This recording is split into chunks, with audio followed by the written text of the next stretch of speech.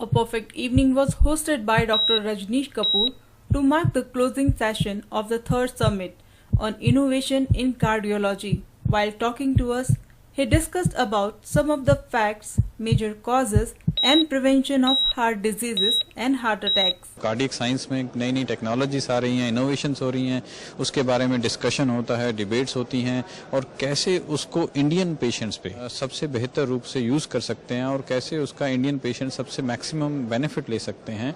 तो इन सब चीज़ों पे डिस्कशन रहता है और जो इन्फ्लुएंसेस निकल के आते हैं वो डॉक्टर कम्युनिटी के लिए, जो सब कार्डियोलॉजिस्ट हैं उनके लिए और सब इंडियन पेशेंट्स के लिए बहुत इंपॉर्टेंट हैं और बहुत मायने रखते हैं। अभी यंग पेशेंट्स को हार्ट अटैक नहीं होता या फीमेल पेशेंट्स को हार्ट अटैक नहीं होता, ये मिथ है।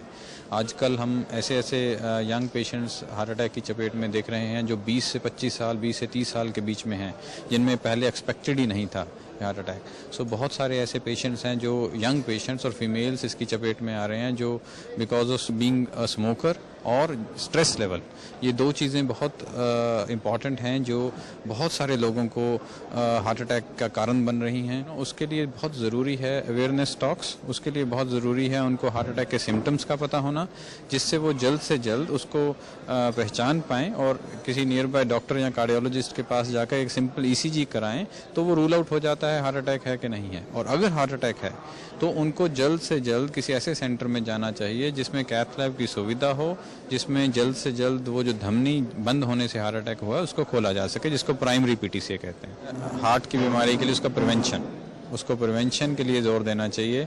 बहुत सारी चीज़ें ऐसी हैं जैसे रोज़ का व्यायाम करना, खान पान का कंट्रोल करना, स्ट्रेस को ठीक मैनेज करना। अगर हम 3 चीज़ें ये करते हैं तो हम हार्ट अटैक के रिस्क को 40% नीचे ले जाते हैं, जिससे बहुत सारे लोग इसकी चपेट से बच सकते हैं। देखो, पहले एंजियोग्राफी किया जाता है, अगर उसमें कल्प्रिट पाया जाता है भी एक आर्टरी है जो पूरी बंद हो गई है, फिर उसको जल्द से जल्द खोलना ही उसका उपचार है।